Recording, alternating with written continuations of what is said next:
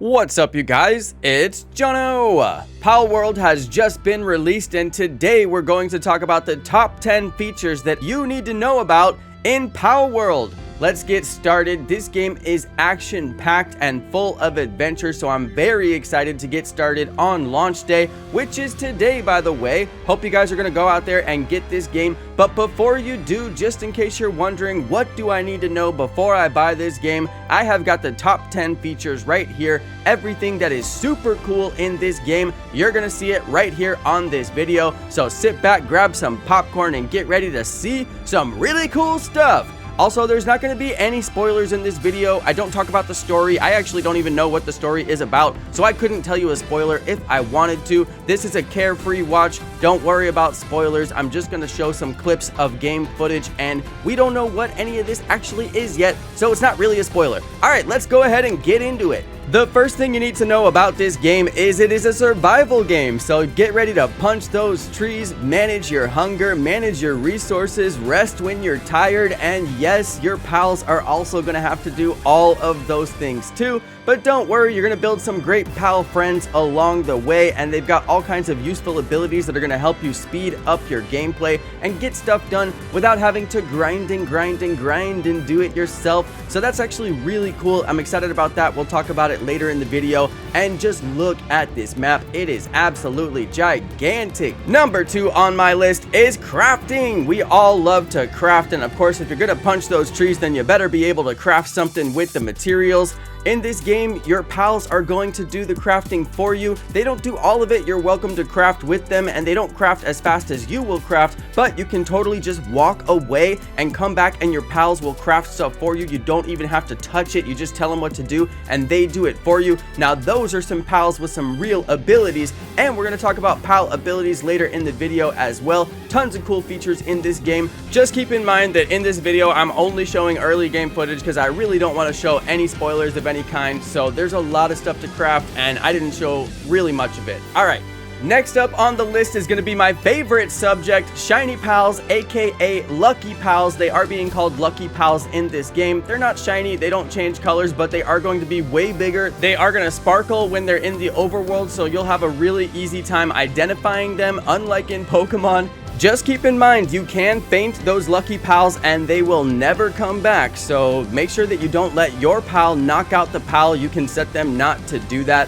Also, keep in mind that the lucky pals are going to be physically larger, which you can see with your naked eye, and they're also going to have a rare skill, which gives them plus 15 work speed and plus 15% attack speed, so that's going to be really handy on those lucky pals. There is an actual use for them. They're not just totally useless like the shiny Pokemon, except for flexing on your friends in battle. Another thing I've been thinking about is lucky pal hunting or shiny hunting in this game. There are large mass outbreaks of pals, and there's also going to be some breeding opportunities as well, and I'm wondering if we can get lucky pals from breeding. So already seeing multiple routes to get lucky pals.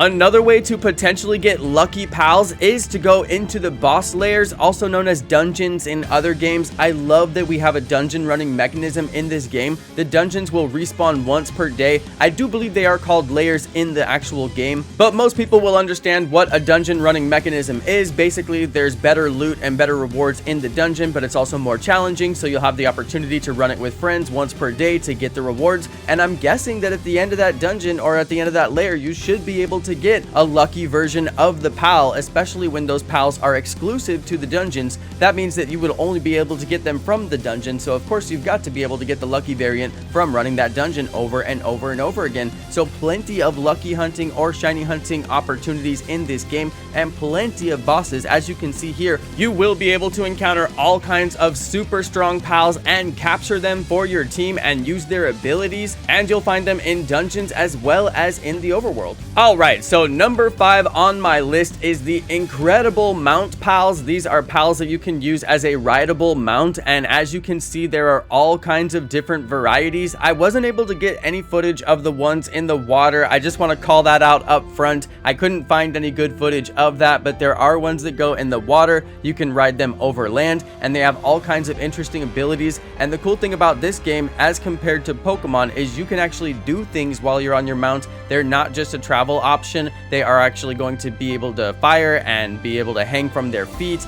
and do all kinds of crazy stunts, and there's just a whole lot more stuff than you would even expect from a mount to be able to get around. One thing that people have complained about in the early access version is the mounts are very slow and they don't move you faster than walking would move you, so they'll probably fix that in the upcoming versions. But as you can see here, there are so many different options for how you can ride them and abilities that you can use while they're on them, so this is going to keep us busy for quite some time exploring all the different mount options. Number 6 on my list is a topic I mentioned earlier that is very near and dear to my heart, which is base building. To me, there is no greater feeling than starting up a new game of Minecraft and building that first dirt hut and punching down a tree and starting your base. So this is really replicating that feeling for me. It's a great feeling of nostalgia. Any game that has a good base building system is a great game in my opinion, and of course they had to integrate some kind of a base building system because obviously you need a place to store yourself, your statues, all your decorations, and your pals.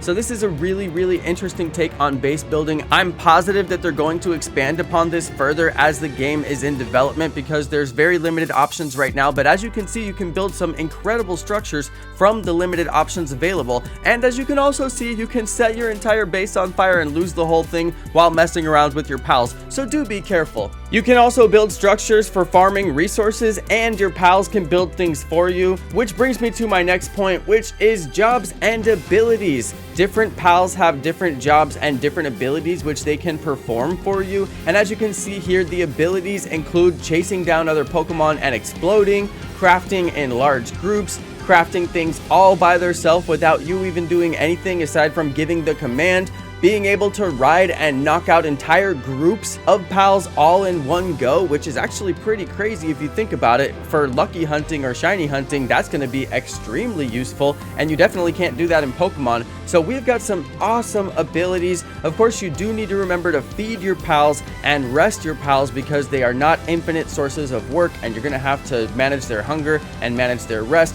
Now, this is the part of the game that I actually find the most impressive because we are always told about all these incredible abilities that the Pokemon have, and they're described in the Pokedex, yet they never do anything interesting in the actual game. So this game, they've taken it to reality and they've given us actual stuff that your pals can do in the overworld, which brings me to my next point as well. We're going to talk about the real overworld gameplay. Everything happens in this game in the overworld. There's no encounter process. There's nothing where it actually changes screens. You're just in the game all the time and everything's happening in the game. That's because it's built on the Unreal Engine, and I really wish that Pokemon would just switch over to the Unreal Engine because you can see here what's possible if they were using that engine, and obviously the graphics are stunning, so you could definitely use all the different Pokemon sprites in a game like this. If we did see the mod community release a mod where they traded out all the PAL sprites for Pokemon sprites, I would definitely play a mod like that. Who knows?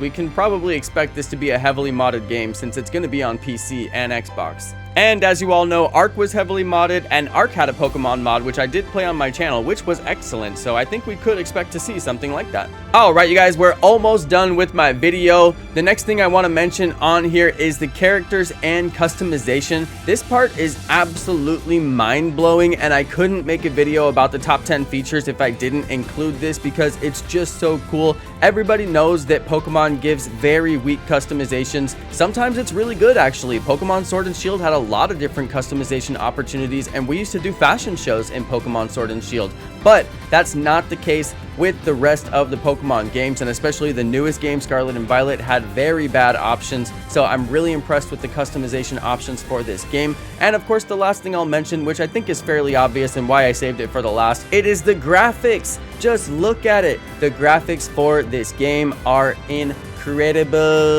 The story looks really cool. I'm excited to get started, and just look at these graphics. If there's nothing else that makes you want to play this game, just look at the graphics. They did a really good job. I mean, the world looks full. One thing I'll say about Pokemon is the world is always empty.